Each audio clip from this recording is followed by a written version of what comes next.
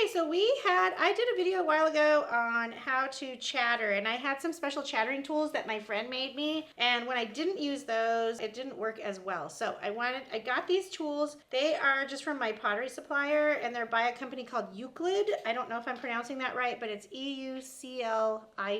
And these are for chattering, and here's the amazing thing. They are $5 or in that range anyway. They're not expensive, and there are expensive chattering tools out there, but I hate recommending expensive tools. The ones I had were just made out of old hacksaw blades that were bent and then on an angle grinder made into a nice chattering tool. So here we go. So these, I want to hold it far back. And if you notice that the main thing when you're looking for chattering tools is you want the bounce. This is like really easy to flex. And so that's the important thing. So watch this. When I go on there, you hear that vibration? That means it's working.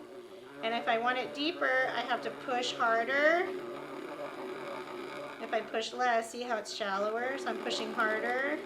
All right, now we're gonna look at, oops, I got the corner in. So let's just see what we got. So look at that. Isn't that a really cool design right there? And I would always recommend going deeper with your chattering, because when you put glaze on there, a lot of times those chattering marks disappear unless you went nice and deep. All right, so let's scrape this one off, and then we're gonna try, this is really nice. I really like this. This is the first time I'm using them actually, but I've heard at the studio that they were good because I've been on the hunt for good, inexpensive chattering tools. And I'm not anti-expensive chattering tools, especially if you're gonna chatter a lot, but I hate to recommend tools that cost like 60 bucks or something. Okay, so here's one that has a different, it comes more to a point instead of having a flat edge. So we're gonna go ahead and try that.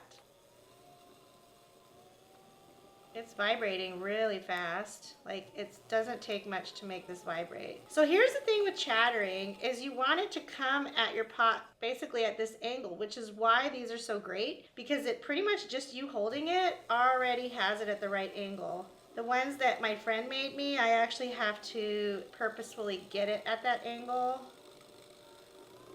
Oh, there we go. See, that's really vibrating. That's what you want. All right, so I'm gonna ease my pressure away. I do like that. That's really nice, but I would say I like this guy the best, even though it has more contact.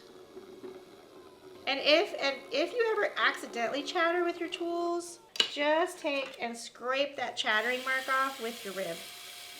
You want to take the edge of your metal rib and just scrape along your bowl, and you can remove that chattering.